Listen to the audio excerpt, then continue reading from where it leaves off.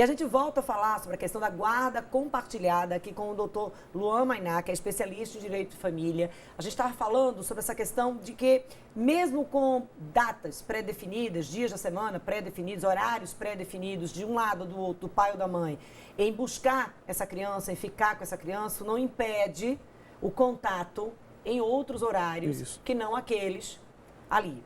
Mas tem uma questão que aí, como o senhor trouxe, sempre tem um dos lados ali querendo dificultar a situação.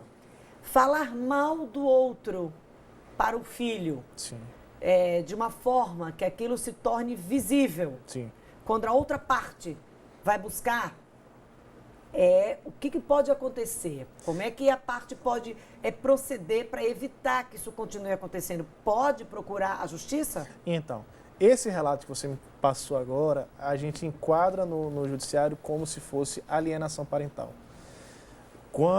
Quase que todos os processos de guarda litigiosos, a gente sempre encontra alienação parental, né? Alienação parental sempre uma das partes, um dos pais, ele denigre a imagem do outro pai ou da outra mãe para o filho. Então, sempre fala assim, o seu pai não quer lhe ver, o seu pai não gosta de você, o seu pai lhe bate, o seu pai faz isso, a sua mãe faz aquilo. Tal. Então, ele tenta mudar a imagem, né, para aquela criança, sempre colocando o pai como uma pessoa, ou a mãe como uma pessoa ruim, como uma pessoa que não cuida dele e tal. E isso é uma alienação parental, e isso é tipificado, né, no nosso ordenamento jurídico. Existem consequências sérias, inclusive perda de guarda nos níveis mais graves, né? E como provar? Então, o processo da alienação parental é um processo muito mais complicado, é um processo delicado, inclusive porque a gente está tratando com a criança. Então, hoje o Tribunal de Justiça ele possui um núcleo de estudo psicossocial, né, composto de assistentes sociais, de psicólogos.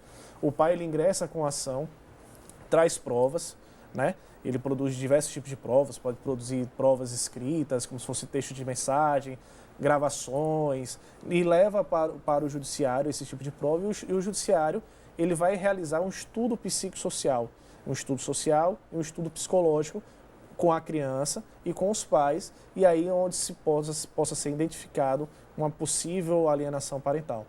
E aí, diante dessas provas, aí o judiciário ele vai julgar, né? A depender do nível de alienação, se a guarda tiver com uma pessoa, ou o pai ou a mãe, ela pode ser revertida, a mãe ou o pai ele pode ser colocado em acompanhamento psicológico para tratar aquela síndrome, que na realidade a gente considera como se fosse uma síndrome, né? É uma doença, na realidade.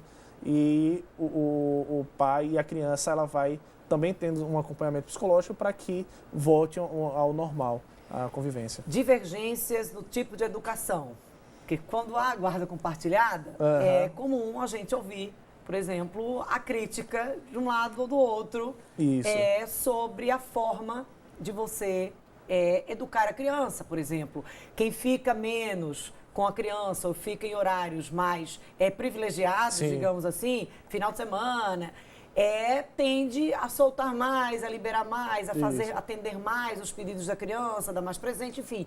Isso aí, como é que o outro lado pode fazer alguma coisa? Tipo assim, então, como lidar com isso? Quando a gente trata da criança, de educação da criança, a gente tem que visualizar que os pais eles têm que se resolver entre si. A gente tem que ver o mínimo possível da intervenção do Estado. Então, só no momento de crise mesmo, que não tem mínima condições de dialogar, é que você leve a questão para o Estado. Mas antes disso, tente dialogar. Infelizmente, acho que hoje o que falta nas pessoas é diálogo. As pessoas hoje pouco conversam e preferem levar para o Estado, para que o Estado ele interfira na sua vida pessoal, inclusive na criação do seu filho, dizendo como é que tem que ser realizado. Isso tem muito a ver com a questão do divórcio que não desapegou, né? Sim, existe. Porque assim, você acaba querendo levar a relação adiante. Porque a parte que está com ressentimento ou com aquele sentimento de vingança, ela vai procurar de alguma forma lhe atingir. Então, se não lhe atingiu na forma patrimonial, ela vai lhe atingir numa pessoa que você bem mais quer, né? O bem querer, que é o seu filho. Então, ela vai estar atingindo a criança para que possa lhe atingir. Porque, por exemplo, você vai para um dos lados, ganha, sei lá, presente, jogo, equipamentos eletrônicos, por exemplo, um smartphone, sei lá. E aí o outro lado não quer. Eu estou falando do outro lado, a gente nem deveria estar falando com esse termo, porque esse outro lado a gente meio que coloca meio a contradição. Exatamente, não é o ideal, polarizando. Tá? Eu estou usando aqui esse termo outro lado para a gente identificar que é uma parte e a outra parte. Vamos chamar assim, então uma parte e a outra parte. Vamos levar para o termo jurídico, que eu acho que é o mais garantido, né? Fica mais imparcial de fato. Mas aí uma parte não aceita que a criança volte para casa com determinados brinquedos, não permite que a criança brinque com aquilo que foi presenteado pela outra parte. Então, isso aí é mais um conflito, vamos botar do assim, casal. Do casal do que em si o filho. O casal, ele tem que entender e conversar para melhor educar o filho.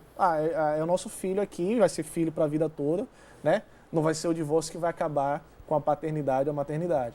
Então, tem que haver um consenso. Eu acho que a melhor forma de se resolver é conversando. Você tem que conversar. E guarda não é eterna, né? A guarda hoje está com uma parte, exato, mas a depender de como está sendo levado aquele relacionamento, pode ser revertida. Ela pode ser revertida. E os pais têm que entender que a partir de 18 anos, aquela criança ou filho se torna independente. Né? E aqueles deveres e obrigações do pai, eles se extinguem a partir do momento que a criança ou adolescente, né, atinge os 18 anos. E aí ele se torna um adulto e aí ele anda com as próprias pernas e toma as suas decisões. E aí tem um outro assunto relacionado, que o doutor Luan veio aqui e falou sobre divórcio, retorna para falar sobre guarda compartilhada, mas tem um outro assunto que permeia esses dois que a gente já tratou, mas que a gente vai deixar para tratar numa outra data, que é a questão da pensão. Sim. Porque está presente aí na questão tanto do divórcio, quando se tem filhos, e da questão da guarda compartilhada e também do cumprimento. Às vezes a pessoa paga a pensão, mas perdeu o emprego, como proceder, enfim. Sim. Isso aí a gente já vai deixar agendado, né, doutor Luan, para a próxima entrevista. Eu queria muito agradecer a presença aqui no Utilidade Pública. Sei que tem muitas perguntas ainda que precisam ser esclarecidas, mas que elas vão surgindo e a gente vai tentando esclarecer. Se não no programa, sei lá, por mensagem. Sim. Ou de uma outra forma, porque qualquer a gente sabe dúvida que esse assunto ajuda muito. Os telespectadores tiverem, eu me coloco à disposição pelo programa. Você pode mandar, eu vou lhe responder com o maior agrado. Que eu acho que isso interfere muito. Gente, essa falta de interação, essa falta de bom senso entre os pais afeta muito diálogo. O caráter da criança, a personalidade da criança, a formação da criança. Se tiver mais diálogo, resolve muita coisa. Lembra que a criança é aquela terceira parte. Sim, entendeu? Que não tem nada a ver com seus problemas. Que não tem nada a ver. Esses dois aqui que geraram a criança, entendeu? Teoricamente deveriam ser adultos. Sim. Né? Mais uma vez, muito obrigada, doutor Luan. Eu que agradeço. Gente, a gente encerra essa entrevista aqui no estúdio do programa Utilidade Pública, mas hoje você já sabe, dia do canal Projeta, vocês acompanham aí no próximo bloco, não sai daí, tá? Tem uma história bem legal hoje no canal Projeta. Aqui no estúdio a gente volta a se encontrar amanhã, no mesmo horário, na sua TV PNP, a partir das 18 horas. Eu vou estar esperando você. E, claro, sempre disponibilizando todas as nossas edições do programa lá no YouTube, canal Dânia Matos TV ou Fundação APNP, lá na playlist do Utilidade Pública. Eu espero você amanhã.